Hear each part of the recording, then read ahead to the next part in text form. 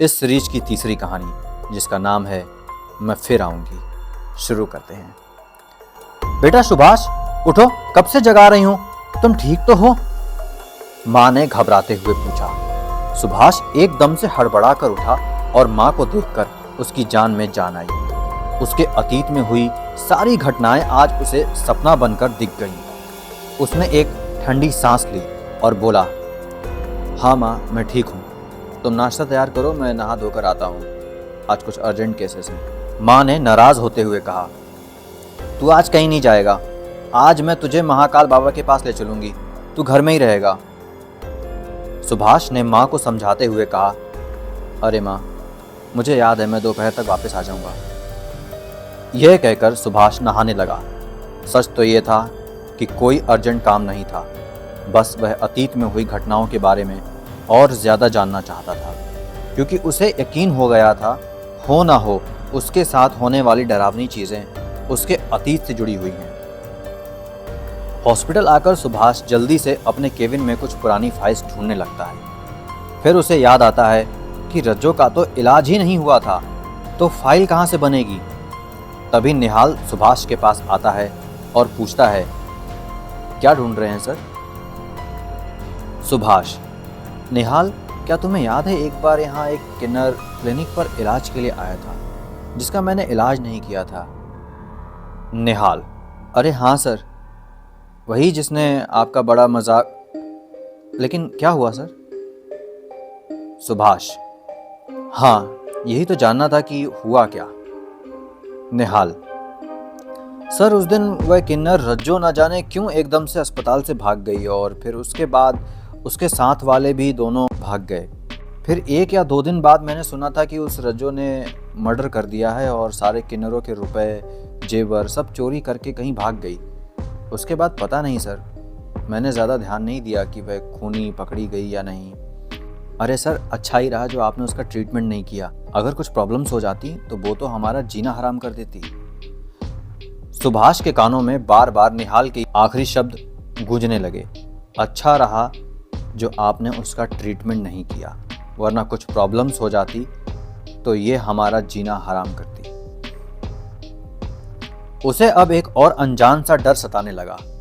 तभी निहाल बोला, सर क्या हुआ, मैं आपके लिए पानी लाता हूँ। सुभाष अपने केबिन में बैठा अपने साथ होने वाली अजीबोगरीब घटनाओं के तार उस किन्नर से जोड़ रहा था, क्योंकि उसको डराने वाली आत्मा कोई और नहीं, रज्जो ही थी। तभी सुभाष का फोन बजा और फोन उठाते ही माँ सुभाष पे बरस पड़ी। आज उसे महाकाल बाबा के पास जो जाना था। सुभाष, माँ फोन रखो, मैं बस निकल रहा हूँ। सुभाष ने फोन रखा और सीट से उठने लगा। तभी निहाल आया और बोला, ये लीजिए सर, गरम गरम कॉफ़ी पीजिए। सुभाष ने सवाल की तरह पूछा, लेकिन तुम तो मेरे लिए पानी लेने गए थे। निहाल, हाँ सर, पानी लेने गया था, फिर सोचा आपके लिए एक अच्छी कॉफ़ी बना दूं, जिसको पीकर आप उस किन्नर को भूल सकें। सुभाष कॉफ़ी पीते हुए बोला, नाइस कॉफ़ी। तभी निहाल सुभाष के सामने एक कुर्सी डालकर बिल्कुल सुभाष के पैरों से पैर जोड़कर बैठ गया। सुभाष गुस्से में बोला, निहाल, ये क्या बदतमीजी है? मैं तुम्हें नौकर नहीं समझता, इसका मतलब ये नहीं कि तुम अपनी मर्यादा भूल जाओ। और इतना सुनते ही निहाल ने सुभाष का हाथ पकड़ लिया और बोला, अरे इतनी जल्दी क्या है डॉक्टर साहब, कॉफ़ी तो पी लो, और वैसे भी आजकल मेरे बारे में ही सोचते रहते हो।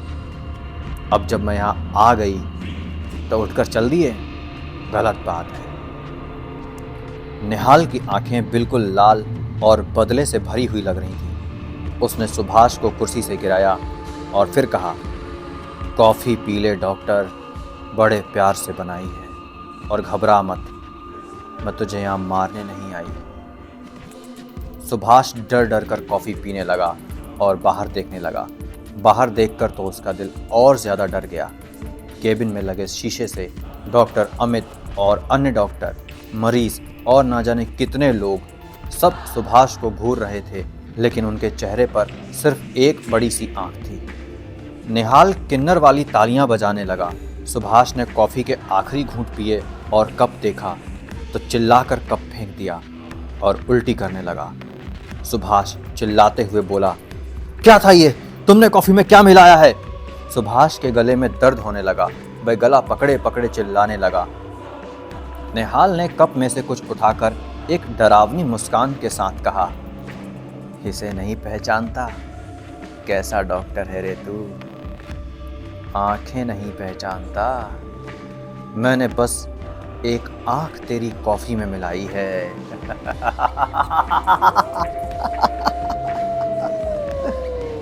सुभाष बार बार उल्टी करने की कोशिश करता। उसकी आंखों से खून बहने लगा और उसका गला चौक होने लगा। निहाल उसके पैर फैलाकर पैरों के बीच बैठ गया और उसके चेहरे के बिल्कुल पास जाकर बोला, तूने मेरा इलाज नहीं किया था ना? अब तुझे कौन बचाएगा? कौन करेगा तेरा इलाज?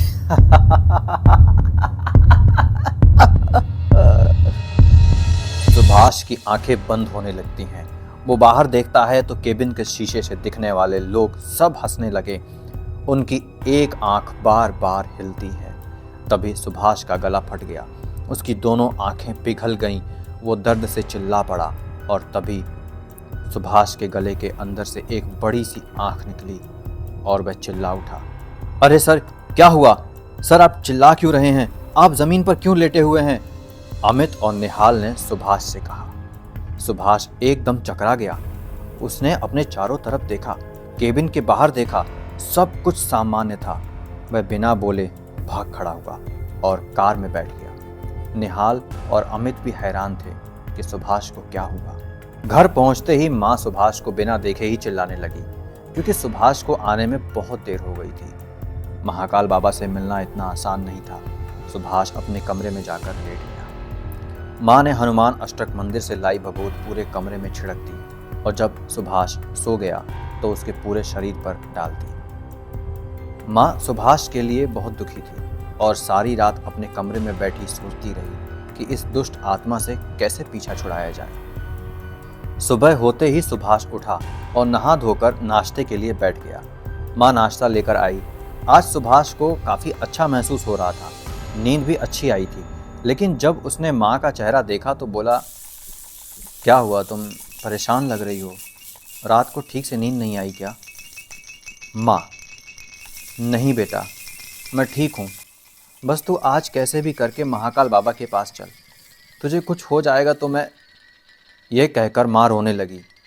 सुभाष ने माँ को बिठाया और बोला, ठीक है, जैसा तुम कहो, आज मैं हॉस्पिटल नहीं महाकाल बाबा के पास जाऊंगा। अब तुम यहाँ बैठो और मेरे साथ नाश्ता करो। और हाँ, ये बताओ, तुमने अपनी दवाई रात को खाई या नहीं? माँ चुपचाप बैठी रही और कुछ सोचकर बोली, खा लूँगी बेटा। सुभाष उठा और बोला, नहीं, अब बैठो, पहले नाश्ता करो, मैं दवा लाता हूँ। वो माँ के कमरे में चला गया और कमरे से आवाज़ आई, कहाँ रखी है दवाई माँ? माँ ने कहा, वहीं देख बेटा, शीशे के सामने रखी होगी। दवाई को उठाने के लिए सुभाष ने जैसे ही हाथ बढ़ाया, उसने शीशे में देखा कि रज्जो अपने बाल खोले उसको घूर रही थी। सुभाष ने गर्दन घुमाकर देखा तो कोई नहीं था। फिर उसने शीशे में देखा तो वह उसे घूर रही थी। सुभाष ने फिर गर्दन घुमाकर देखा तो बिल्कुल उसके चेहरे के सामने रज्जो खड़ी थी।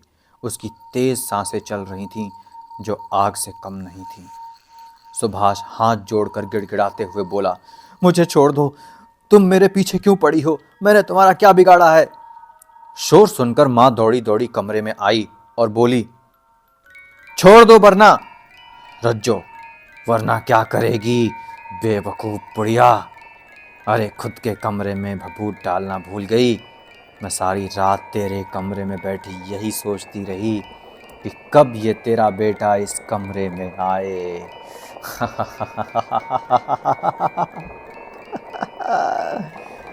तूने मेरी बेइज्जती की, इलाज करने से इनकार किया। बहुत घमंड है तुझे। हाँ, बोल, अरे बोल ना। माँ जी उठकर बाहर भाग गई तो कमरे का दरवाज़ा बंद हो गया। सुभाष की चीखों से पूरा घर थर्रा गया। फिर कुछ देर बाद पूरे घर में सन्नाटा फैल गया। तभी माँ जी दौड़ते दौड़ते बाहर आईं और चिल्लाने लगी, सुभाष बेटा, दरवाज़ा खोल, खोल बेटा, तभी सन्नाटे को चीरती हुई एक आवाज आई, जय काली कपलानी, जय काली कपलानी। बहुत धूर्त है ये आत्मा दुष्ट प्रवृत्ति की, जो प्रतिशोध की भावना में जल रही है। तुम्हारा बेटा ठीक हो जाएगा, रो मत। माँ दरवाजे के सामने से हट गई और महाकाल बाबा दरवाजे के सामने पर खड़े हो गए। उनकी जटाएं उनके घुटनों को छू रही थीं। शरीर पर शमशान की राख, माथे पर केसरिया रंग और आंखों में क्रोध की अग्नि सुलग रही थी। उन्होंने देर ना करते हुए अपनी आंखें बंद की और कुछ मंत्र पढ़ने लगे। तभी दरवाज़ा खुल गया। माँ जी जल्दी से अंदर घुसी तो चीख पड़ी। तो ये था आज की कहानी का हिस्सा। ऐसे ही हम इस सीरीज़ में अलग अलग पार्ट्स में इस कहानी को कंप्लीट करेंगे। ये थी तीसरी सीरीज़। कैसी लग रही है आपको कहानी? अगर कहानी पसंद आ रही है तो इसको लाइक कीजिए। कुछ कहना चाहते हैं कमेंट कीजिए, हम आपके कमेंट्स का रिप्लाई ज़रूर करेंगे। अपना इतना सारा प्यार देने के लिए, अद्भुत चैनल के सारी वीडियोस को देखने के लिए, इस सीरीज़ के साथ साथ हमारे साथ चलने के लिए आपका बहुत बहुत शुक्रिया। अद्भुत चैनल आप सबके मंगलमय होने की कामना करता है।